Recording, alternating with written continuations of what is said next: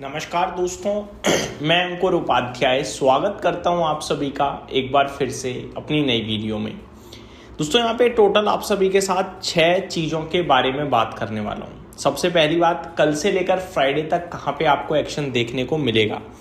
अगर डेटा और इवेंट्स की बात करी जाए तो सबसे पहले मैं आप सभी के साथ इवेंट्स को शेयर करना चाहूँगा। 27 अप्रैल यानी कल कॉर्पोरेट एक्शंस में Punjab and Sind bank, Rallis India, Rossari biotech, ये सारे कॉर्पोरेट एक्शंस में आएंगे आपके लिए। 29 अप्रैल यानी बुधवार को फेड अपनी पॉलिसी अनाउंस करेगा, जहां पे ब्याज दरें अनचेंज रहने के चांसेस सबसे ज़्यादा हैं, लेकिन कमेंट्री पे सबका फोकस होगा। 30 अप्रैल थर्सडे को ईसीबी अपने ब्याज दरों का फैसला जारी करेगा और 1 में बाजार बंद रह सकता है फ्राइडे को, महाराष्ट्र डे के चलते। तो ये आपके लिए पूरा का पूरा शॉर्ट और सिंपल भाषा में वीक रह सकता है इस बार। रिजल्ट सीजन चल रहे हैं तो रिजल्ट सीजन चलेगा ही चलेगा। तो एक बार आप सभी के साथ कल का रिजल्ट कैलेंडर शेयर करना चाहूंगा, क्योंकि पूरे वीक का रिजल्ट कैलेंडर अभी शेयर करके कोई फायदा नहीं है, आप भी भूल जाओगे और वीडियो भी स्ट्रेच हो जाएगी। कल की बात करी जाए तो UltraTech cement, coal India, Varun beverages, AU small finance bank, Bajaj housing finance, Adani total gas, SBI cards, Finolex mills, Nippon life industry, supreme industries, Piramal finance, garden reach ship builder, city union bank, Punjab and Sind bank, Jindal saw, Tamil Nadu mercantile bank, Kirloskar pneumatic, Canara Robeco, Mahindra holiday, Rallis India, Websol energy, Bondada engineering, AGI green pack, I finance, Rossari biotech, ये कुछ बड़े नाम हैं जिनके numbers आएंगे। बाकी list दोस्तों काफ़ी लंबी चौड़ी है जो रिजल्ट्स पोस्ट कल आपको करते हुए दिखेंगे। अब बढ़ते हैं आगे दूसरी बड़ी बात के ऊपर। यूएस ईरान के बीच जो बातचीत होनी थी या हो रही थी फ्राइडे को, वो फेल हो गई है। ईरान ने डायरेक्टली यूएस के डेलीगेशन के साथ बात करने से साफ इनकार कर दिया है, लेकिन इनडायरेक्टली बातचीत हुई है। पाकिस्तान को ईरान ने अपनी सारी की सारी रिक्वायरमेंट या जो भी उनका कंसर्न है वो बता दिया है। अब आगे जो होगा वो वक्त बताएगा। ये देखने के बाद प्रेसिडेंट ट्रंप ने भी अपने जो इन्वॉय हैं उन्हें वापस बुला लिया। तो पूरी तरीके से आप ये मान के चलिए कि डील टूट गई है। डील टूटी नहीं टूटी है, बातचीत फेल हो गई है। कुछ रूमर्स ऐसे हैं जो अभी भी ये कह रहे हैं कि इनडायरेक्ट बातचीत चल रही है, जैसे कि जो ईरान है, ओमान, रशिया के साथ भी बातचीत कर रहा है कि अगला राउंड अगर होता है तो क्या स्टेप उठाना चाहिए। ईरान की जो मेन डिमांड है वो है नवल ब्लॉकेड हटाओ और बातचीत करो, और यूएस जो कह रहा है नवल ब्लॉकेड हम तभी हटाएंगे जब डील हो जाएगी। तो टोटली डिफरेंट सिनेरियोज बन रहे हैं। लेट्स सी कब होगी चीजें ठीक और कब नहीं होंगी। चौथी बड़ी बात, टैरिफ।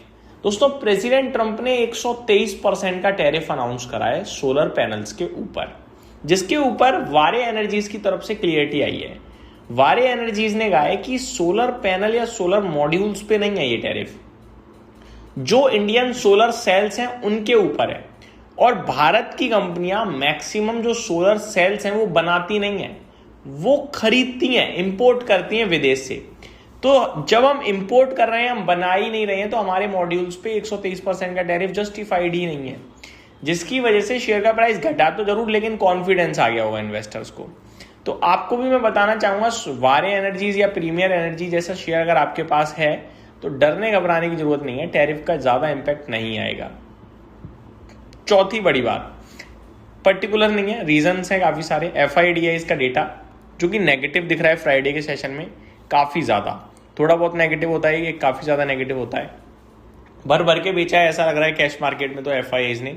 मैं आप सभी के साथ शेयर करना चाहूंगा, 8,827 करोड़ का कैश मार्केट में FIIs ने बेचा है। फ्यूचर इंडेक्स में 2103 करोड़ का बेचा और फ्यूचर स्टॉक्स में 1044 करोड़ का बेचा।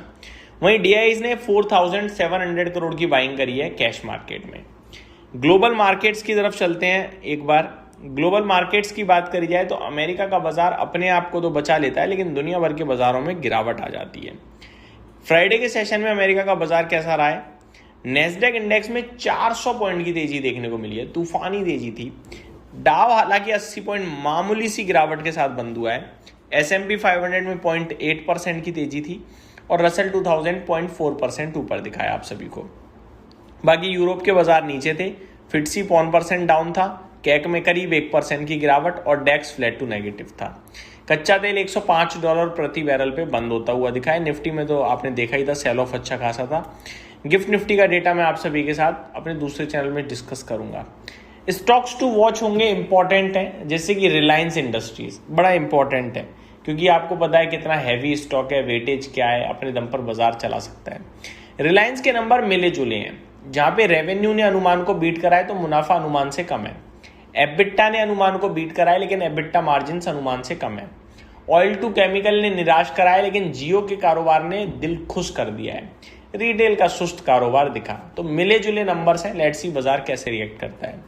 बाकी एक्सिस बैंक के नंबर्स ठीक ठीक लगे, मेरे को अच्छे ही लग रहे हैं। लेट्स सी बाजार कैसे रिएक्ट करता है। नंबर्स की बात करें तो बहुत सारे रिजल्ट्स आए हैं, जैसे कि L&T finance, M&M financial services, automotive stamping, ये नंबर्स मेरे को अच्छे लगे ऑटोमोटिव वाले।